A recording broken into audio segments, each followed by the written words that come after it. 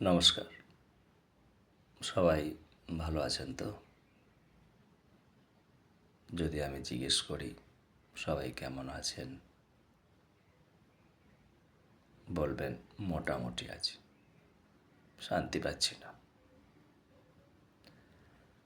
শান্তি পাবেন কী করে? শান্তি পাওয়ার জন্য যেটা দরকার, যে ওষুধটা দরকার, সেটাই তো আপনারা ব্যবহার করেন না। শান্তি এমন একটা জিনিস যেটা নিজে থেকেই পাওয়া যায়। ওপরওয়ালা ভগবান আমাদের প্রত্যেকের জন্য সকাল থেকে সন্ধে পর্যন্ত একটা কোশ্চেন পেপার রেডি করে রাখেন। কোশ্চেন পেপারটা সকালবেলায় উঠে খুলুন। আপনার কোশ্চেন পেপারে যেগুলো কর্ম করতে বলা হয়েছে সেগুলো করুন।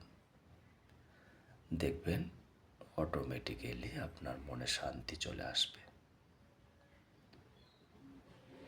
যদি সকাল থেকে উঠে, ঘুম থেকে উঠে যদি আপনি পরের কোশ্চেন পেপার নিয়ে টানাটানি করেন, শান্তি পাবেন না।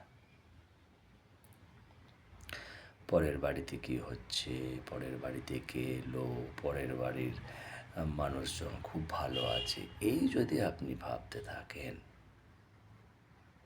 সে কিভাবে এত কিছু সম্পত্তি করে ফেললো, সে কিভাবে এত কিছু করছে, তার ছেলে এই করছে ওই করছে, এইসব নিয়ে ভাবতে ভাবতে নিজের কোশ্চেন পেপারটার দিকে দেখবার একবারও সময় হয় না।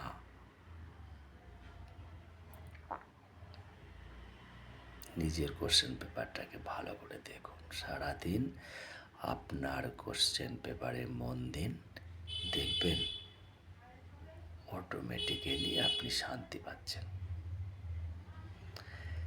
আপনার কোশ্চেন পেপার নিয়ে ব্যস্ত থাকুন, অন্যের কোশ্চেন পেপার নিয়ে টানাটানি করবেন না, তাহলে কোনো দিনই শান্তি পাবেন না। ভগবান আপনার শান্তি আপনার কোশ্চেন পেপারেই দিয়ে রেখেছে। তাই আপনাকে শান্তি পেতে গেলে আপনার কোশ্চেন পেপারে যে কোশ্চেনগুলো আছে সকাল থেকে সন্ধে, রাত্রিতে ঘুমানো বা ঘুমাতে যাওয়ার আগে অবধি সলভ করে ঘুমাতে যান। দেখুন তো শান্তি পান কি না।